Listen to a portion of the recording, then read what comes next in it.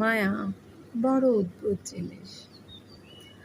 আমরা প্রেমিক প্রেমিকারা যখন আমাদের কাছের মানুষরা দূরে চলে যায়, কেমন যেন আমরা তাদের কিছু মায়া আঁকড়ে ধরে রাখি, যেতে দিতে চাই না। কেমন একটা ভালোবাসা না? কিন্তু যিনি আমাদের মহান রব্বুল আলামিন আমাদের সৃষ্টি করেছেন, আমাদের এত ভালোবাসেন, আমরা তার প্রতি একটু মায়া দর্শন করি না, তার জন্য সময় বের করি না।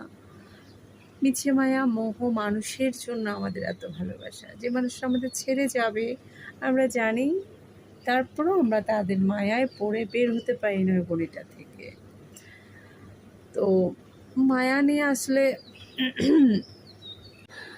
এই হৃদয়ে যত কথা রেখেছি জমিয়ে, ভালোবাসি তোমায় দেব সবাইকে জানি। এই হৃদয়ের যত কথা রেখেছি জমিয়ে, ভালোবাসি তোমায় দেব সবাইকে জানি। বড় মায়া মায়া লাগে, বড় মায়া মায়া লাগে, বেঁধেছ আমায় বলো এ কোন আবেগে। বড় মায়া মায়া লাগে, বড় মায়া মায়া লাগে, বেঁধেছ আমায় বলো এ কোন আবেগে। এসকি শানু ভাইয়ের লেখা, কণ্ঠে আছি আমি। তো দোয়া করবেন সবাই।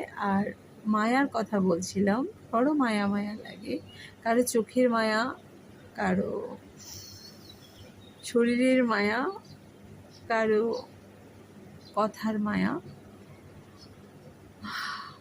বের হওয়া যায় না আসলে। যারা সত্যিকার প্রেম করে, যারা আসলে মায়ায় পড়ে যায়, ওইখান থেকে বের হতে গেলে আমাদের যে রুলসগুলো ফলো করতে হবে, অবশ্যই মহান রব্বুল আলামিনের কাছে প্রার্থনা করতে হবে, যদি তুমি আমার জন্য সেই ভালো লাগা, সেই মায়াটা আমার জন্যই রাখো, তাহলে আমাকে দিও।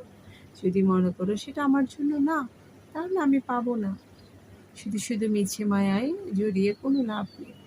তাই মায়া ত্যাগ করতে হবে, প্রকৃতির কাছে যেতে হবে, কিছুটা সময় প্রকৃতির জন্য, নিজের জন্য ব্যয় করতে হবে।